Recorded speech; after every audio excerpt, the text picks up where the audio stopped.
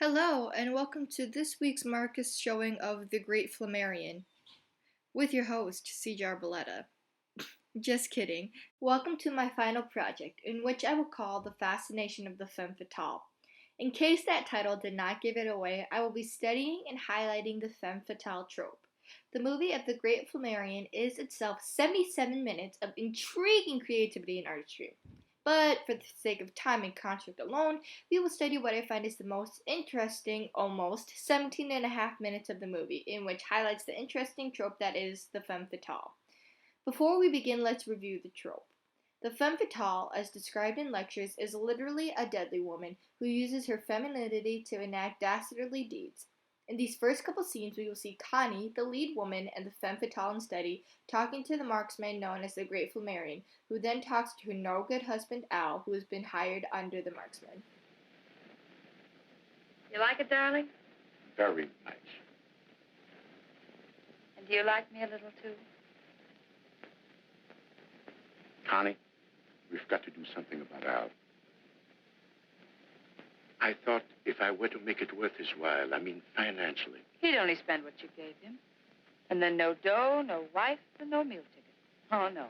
He'd never stand for a deal like that. I want to make a new life for us. That would be wonderful. Even if there isn't any chance of making it come true. It must come true.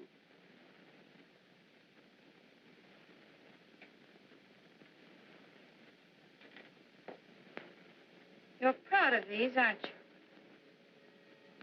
They were my only friends until I found you. I hope you take as good care of me. Put that thumb, that's dangerous. Now you know how I feel. What if I had as little faith in you? I entrust my life to you every night. That's another reason why we belong together and always will. I won't even think about tomorrow without you. I know. I can't sleep at night. I just lie awake and dream about tomorrow. Or tomorrow. The other night, I dreamed about the three of us. It was on stage. You and Al and I. As Al stood before the mirror, you fired and missed. I never miss. Of course not. Al was drunk. It was an accident.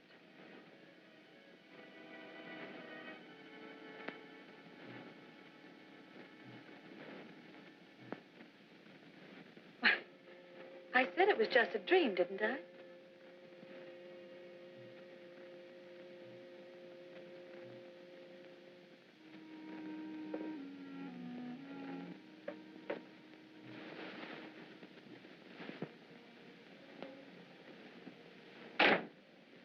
I've asked you to come here because I want to talk to you.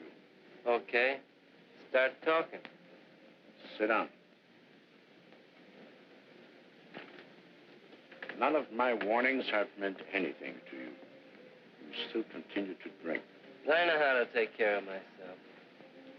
Don't you realize, Al, that every time we step onto that stage that you're nothing but a live target, which I must miss? I knew that when I took the job. Won't you let me help you? Help me? Let me lend you some money. Why? We're booked solid, aren't we? Yes. Well, that means the old letters will be coming in every payday. Of course, I could always use a little extra money. Has it ever occurred to you, Al, that you might not be cut out for this sort of work? Why not go back to dancing? That costs dough. You may leave that entirely to me. I don't get this. Why should you put up your dough so that Connie and I can go back to dancing? I did not say you and your wife, did I? That's out. But I know now what you're trying to do and why you're trying to do it. Connie's been giving you the business, hasn't she? Well, she's not going to get away with it. Sink or swim, survive or perish. The Wallaces stick together. 15 minutes. All right, thank you. I got to get made up, but what I said still goes. The Wallaces stick together. So stop trying to run our lives right now. As you can tell, Connie has had quite the effect not only on her husband, but on the marksman that hired her. Within the scene of the interaction between Connie and the marksman, she was discussing as well as instigating fake love towards the marksman by saying that she dreams about them being together and starting a new life together as a way to solidify the agreement on her intentions, which was to kill her abusive and alcoholic husband, Al. She also furthers this by talking about a dream she had where it was her, the marksman, and her husband on the stage, and her husband got shot accidentally because he was drunk, which made him clumsy. She did this because not only did she want to convince the marksman that there was a way to prove that her husband mistreated her to the marksman, but also convinces the marksman that her husband is not good for the job. The marksman then goes to talk to her husband on convincing him that he will pay him to go to the career he was doing prior to being hired by him. The husband then assumes that Connie is persuading the marksman into removing him from the job, which then rejects and leaves the marksman. This really shows the capabilities and depth that a femme fatale has in this scene, specifically because not only was Connie able to say the words she wanted to say and proceed with the acting to further her goals, but also was able to hide her intentions and motives from her husband and the Great Flammarion. This affects the audience because it pulls them in to see as to whether or not Connie is going to pull off hiding these contradicting intentions between her, her husband, and the marksman, which will in turn make the character development more interesting as the movie goes on.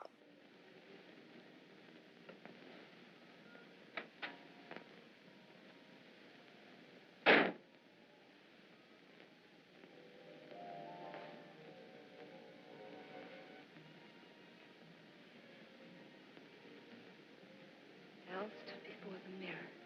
He fired and missed. Fired and missed. Fired and missed.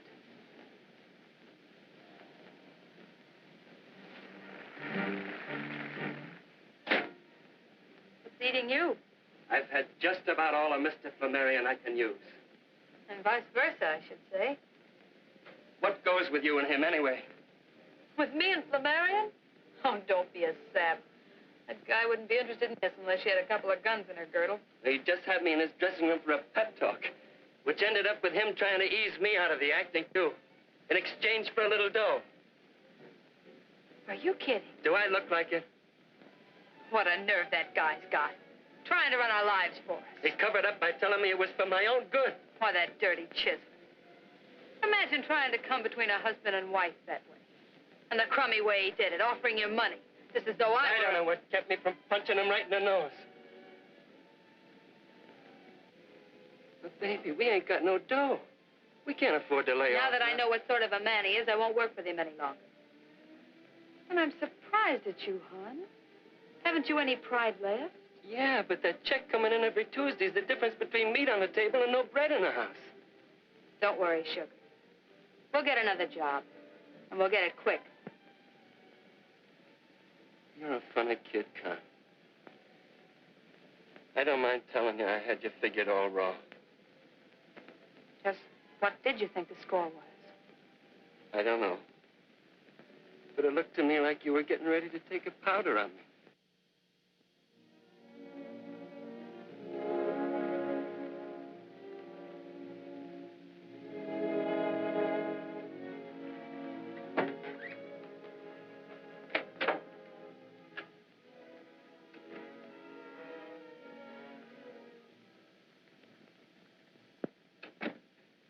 This evening, waiting for her at the usual time. She didn't come.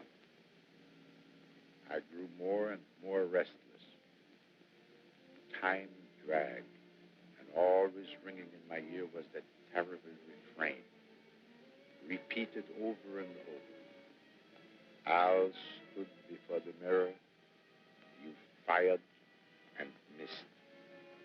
You fired and missed. It haunted me.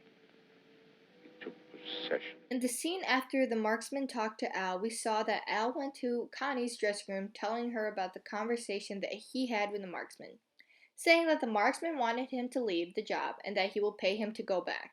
He then asks if the marksman and her have any relations with one another.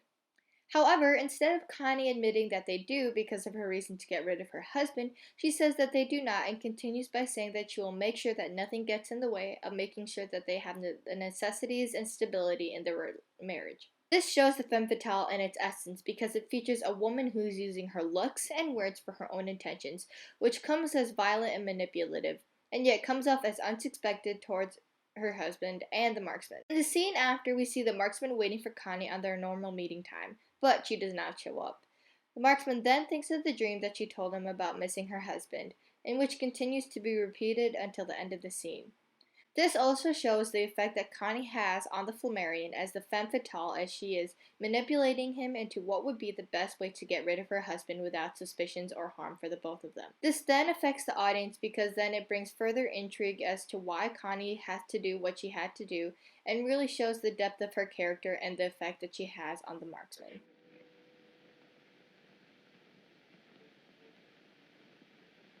What about Los Angeles, hon? Can you make it? It's out. They offered me a Central American tour. Eddie, you can't take that. I won't let you. No, we're a couple of heels. Al's a good guy. Here I am hiding in dark corners with his wife. We don't have to. Wouldn't make any difference if he knew all about us. I just can't figure that way. With you, it's all or nothing. Yeah. That's what makes me think I'll sign for that tour. We wouldn't see each other for a whole year. Well, I might be able to get you out of my blood that way. Is that what you want? To get me out of your blood? It's going to be tough. It's the only way out. The cinch is no good this way, so, Central America. Eddie, don't sign yet, please. I've got an idea. Let me try and see if I can make it work. I know you and your ideas, hon, and some of them are good, but... Hey, there's Al. No matter how blind he gets, he doesn't need a seeing eye to lead him to a joint. Shall I? No, stay where you are. I'll handle it. Oh, Al. Over here.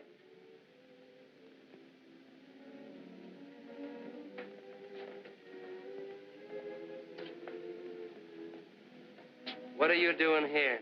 I was waiting for you. I thought maybe I could keep you sober for a change.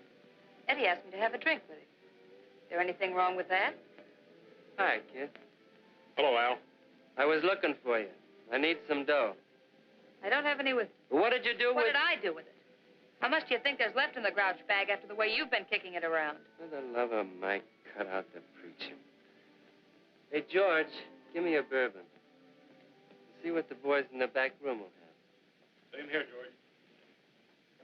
Better make mine a double bourbon, George. I'm in kind of a hurry. Okay, Charm. You know, no matter how fast you drink it, the distilleries can still stay way ahead of you. Yep. But by next week, I'll have them working nights to do it. Someday you're gonna do that and not pull back anything but a stump. I've got something better to do than to sit here and watch you get plastered. Thanks for the drink, Eddie. I'll be seeing you.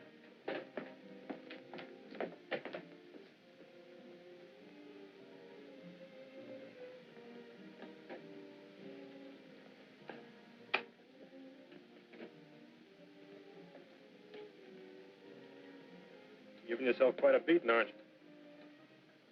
You gonna start that, too? Your wagon, chum. Ain't any color you want to. Look, Eddie. Do you know why I'm drinking? No, and what's Then more... I'll tell you. It's her. Connie. She's got me bats. I don't know which ends up. What do you mean, Al? I can't tell you, Eddie. It's a question of honor. But if she don't cut out some of the stuff she's pulling, I'm gonna... You're right, Al. You shouldn't be talking to me about it. Me nor anybody else. It's strictly between you and Connie. I'll be seeing you. Eddie, how's chances of a fin till Tuesday? Sure, Al. Yeah? Thanks. Now, how's about me buying you a drink? No, thanks, Al. I'll be seeing you later. We then realize why Connie was not at her usual meeting, and it was because she was hanging out in a bar with her secret lover Eddie, who is also another actor. In this scene, Eddie talks about the offer that he got on traveling across Central America for a year to Connie.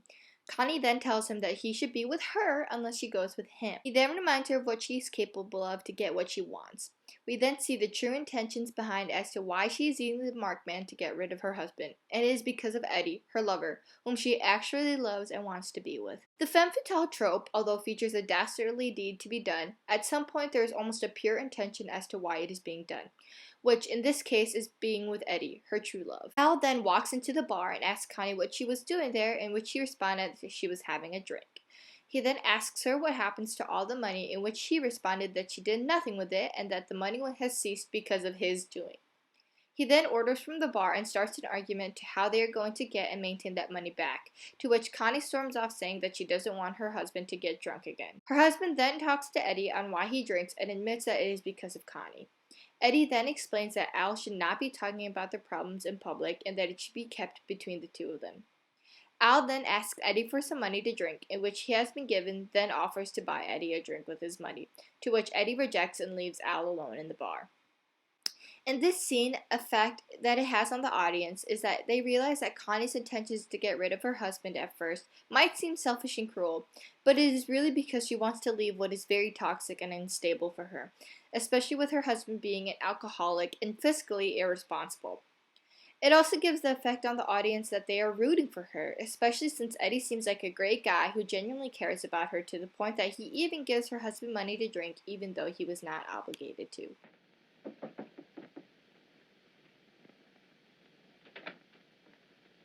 You're late again. Where have you been? Al was suspicious. I thought I'd never get away. I was afraid something had happened to you. We've got to be careful. Al's changed since you talked to him. He's all burned up. In all fairness to him, I had to do it. Of course you did, darling. But you've only managed to make things tougher for us. In what way? Al's forcing me to quit. Oh, I'm sure I can talk him out of that. Nobody's ever been able to talk Al Wallace out of anything. Once he makes up his mind, nothing can change it. And you know what that'll mean. I'll never see you again. And I can't go on without you. You won't have to. You mean you've thought of a way? I'll cancel all my contracts and we leave the country. He'd managed to find out where we were and he'd followed us somehow. I know you don't like to be reminded of it, but this is the past repeated. You'd grow to hate me like you did Alma. You'd blame me and you'd be right. No. Once a woman you love double-crossed you. But I'm on the level. Lucky for you, unlucky for me. I just can't let you do it.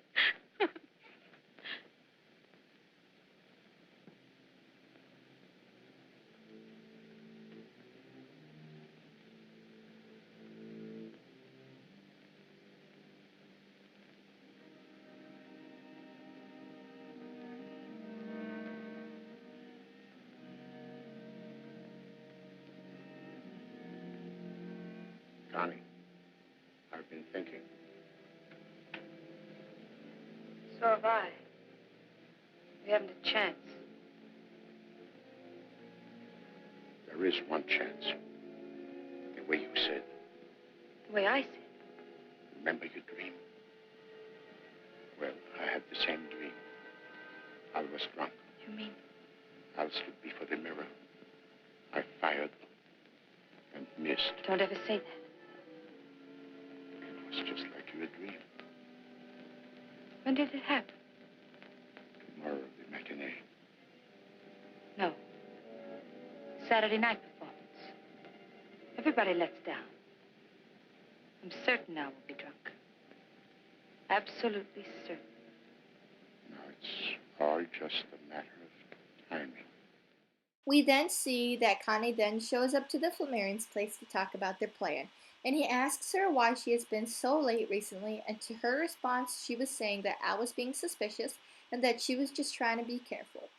The Flammarion and Connie then have a conversation about leaving the country so that Al doesn't come between them, to which Connie responded that she couldn't because she doesn't want the well-being and stability of the Flammarion to be jeopardized because of her. This furthers the Femme Fatale trope, as she brought the persuasion of using her body language by showing that she is sad that because of her husband there will never be the possibility of them being together. This also brings in the dutiful subservient trope, which is described as a meekly servant whose narrative role is to support their master. Connie shows this by saying that she doesn't want to interfere with the Flammarion's stability of income and that she was hired to just work for him and that it will be nothing more than that. Although this was used as a form of manipulation, the meaning of the trope is still the same, which is to be respectful to the person that they are working towards and make sure that they are happy. Flammarion then speaks to say that he had the same dream that Connie did about being drunk and missing, which in turn kills Al, and plans to do it in their shows. To which Connie responded by saying that the Saturday night showing would be the best time, especially since everybody gets drunk on a Saturday night and it would give them some form of intense entertainment. The effect that it has on the audience is that it builds up excitement towards the climax of the movie, which is whether or not Al will be killed or whether or not Connie will have the plans be fulfilled.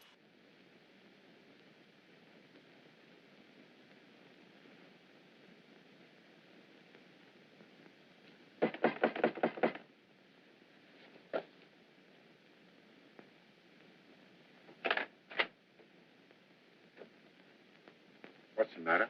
Where's Connie? But if you don't know, I'm sure I wouldn't. I've looked all over the hotel for her. I need some dough.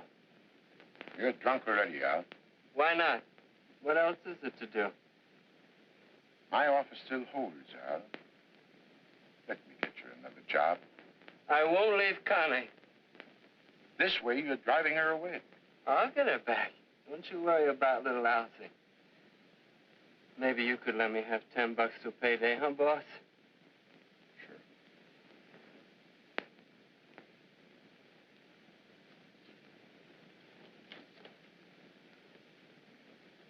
It's $100. Them guy ain't change. That's all right. I trust you. Me too. You're my pal. That's what I say every night. How about a drink? Cigarette to celebrate. I never smoke. Good night. Night.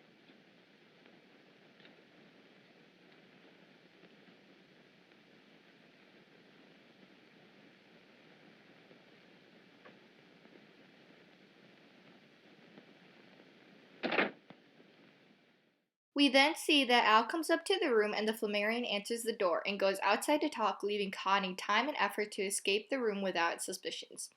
Al asks the Flammarion if he has seen Connie, to which he responded that if Al doesn't know, then he himself for sure doesn't know because her and Al are married. The Flammarion then realizes how drunk Al is and offers him another job to make some more money. Then Al rejects, saying that he won't leave Connie and that he is going to win her back. This then brings up the trope of toxic masculinity, which is described as the ways in which traditional notions of masculinity actively harms men. In this case, with Al wanting to drink so much as a way to socialize and appear powerful as a man, although not harming himself physically, it is hurting his relationship with his wife and his financial state as he is letting the money go to waste. Al then asks the Flammarion for money, especially as an advance payment out of Connie's paycheck to go drink and smoke. He then is surprised when the Flammarion gives him a $100 bill because he has no change and the Flammarion told him to keep it. After Al leaves because of the Flammarion's rejection on his offer to drink and smoke with him, we then see a saddened Flammarion because of how unstable and irresponsible Al is. The effect that the scene has on the audience is that it shows how much the Flammarion cares about Connie's well-being, as well as since he gave Al money in advance with a lot extra because of how much he doesn't want Al to suspect anything happening between both him and Connie.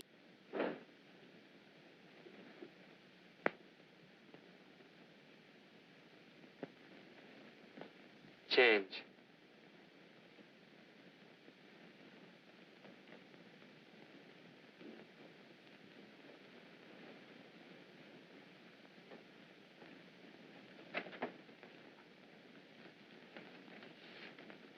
Change.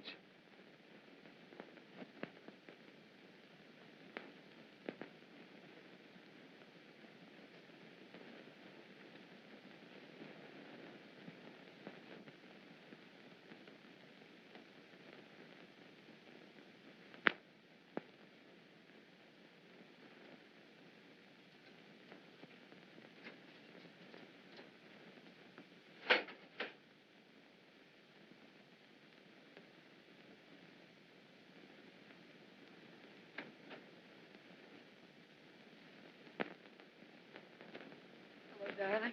Hey, what'd you get me up in the middle of the night for? What's it all about? I had to see you right away. Eddie, everything's going to be all right. Yeah? How come? Don't ask so many questions. Just do as I tell you. Call your agent first thing in the morning and tell him you'll take that Central American tour. I don't get it. I thought you didn't want me to go. I've changed my mind. Because now I'm going with you. With? Hey, what about Al? Al's a dead pigeon. And I'm clearing out for good. And I do mean good. He'll never let you go. You've tried that. Oh, yes. He's found something out tonight. Never mind what it was.